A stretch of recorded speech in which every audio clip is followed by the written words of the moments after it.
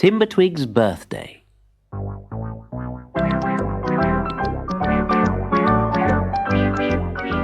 One clear summer night, down in Wiggly Wood, when all the animals were fast asleep, Granny Knot slipped into her dressing gown and tiptoed down the stairs to the kitchen.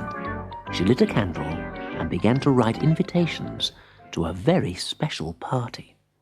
When Timbertwig woke the next morning, he found Abigail dangling in front of his face, smiling broadly.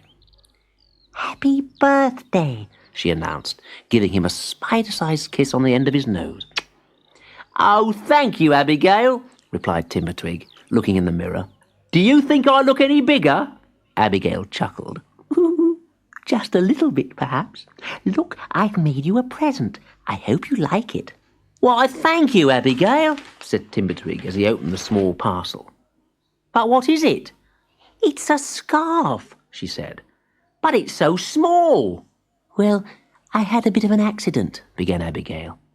"I knitted a really long scarf, but it was too thin. So I tried magic to make it wider, but it shrank to fit a spider." "Never mind. It's the thought that counts. You wear it instead." So Abigail did. Meanwhile, Granny had prepared a surprise of her own. She sneaked outside the house and posted an envelope through the letterbox, then knocked on the door and hid behind a tree. "Oh, look!" cried Timbertwig when he saw the envelope. "It's addressed to me!" He tore it open and began to read the letter. "Dear Timbertwig, I have prepared a special surprise for your birthday, but to find it, you will have to follow the clues. All my love, Granny." Timbertwig turned the paper over, and there was the first clue. "To start your search, you must find the little one who's almost blind." "I know who that is," said Timbertwig. "It must mean Muddle the Mole." Timbertwig ran quickly into Wiggly Wood as Granny Knot looked on from behind the tree. "Good, my plan has worked," she cackled.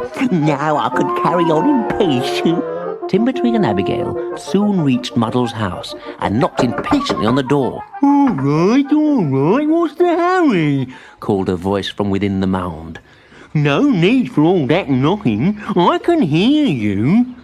Muddle opened the door and tripped over his own doorstep, scuffing his nose on the ground. "Oh, bother," he mumbled. "That's the 10th time today." He picked himself up and shook off the dirty soil. "Now, what can I do for you?" "Do you know anything about Granny's riddle to help me find my birthday surprise?" asked Timbertwig. I don't really remember," replied Muddle, bumping into Timbertwig's shoe.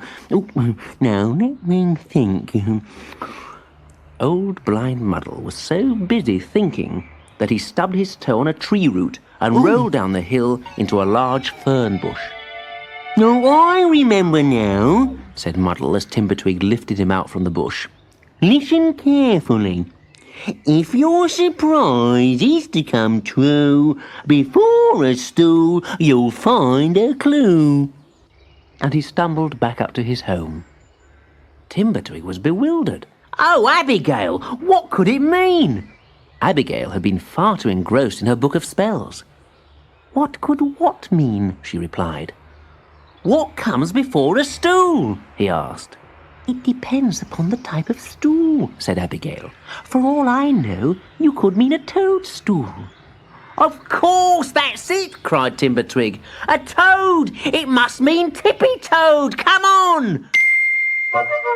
Thanking Muddle the Mole, Timbertwig ran off towards Puddly Pond, where he found Tippy Toad sitting on a huge water lily. "Hello, Tippy—" "Shh!" interrupted Tippy. "Do you see that fly on the bulrush over there?" "Yes," whispered Abigail. "He looks delicious." "I've been stalking him all day," continued Tippy, "and I think he's just dozed off." "Do you want Abigail to help?" asked Timbertwig. "She can catch all sorts of insects." But this fly belonged to Tippy Toad. With a tremendous spring, he leapt towards his prey, but before he was close enough, the fly buzzed lazily away, leaving Tippy to fall open-mouthed into Puddly Pond. Are you all right? Called Timbertwig. Tippy appeared, coughing and spluttering with a soggy green lily on his head. Sure, I'm all right, he spluttered. That was one of my better attempts. Timbertwig helped him onto the bank and asked him if he knew the next clue. Of course, replied Tippy, drying himself with a large oak leaf. Who will help you find the loot? The bird that doesn't give a hoot. That can only mean one person, said Timbertwig. It's Seamus O'Twit, the dozy old owl. Off they ran once more to the old tree trunk where Seamus O'Twit was sleeping.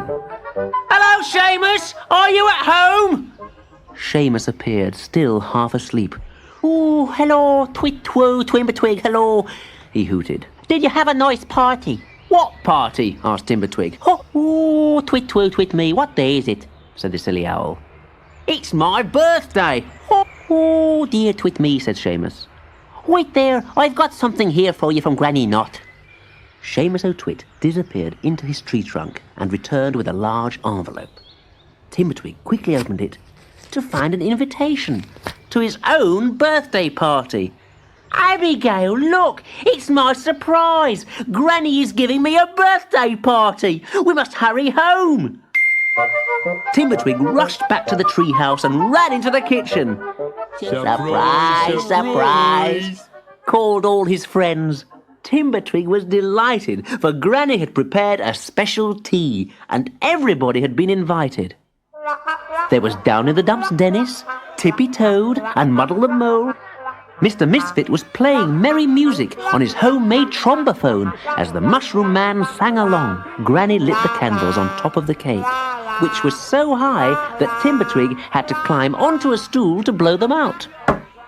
Just then, there was a knock at the door, and who should enter but dozy old Seamus O'Twit. Oh, hello, everybody, he yawned. I'm sorry to be late, but I think I must have dozed off while I was getting ready.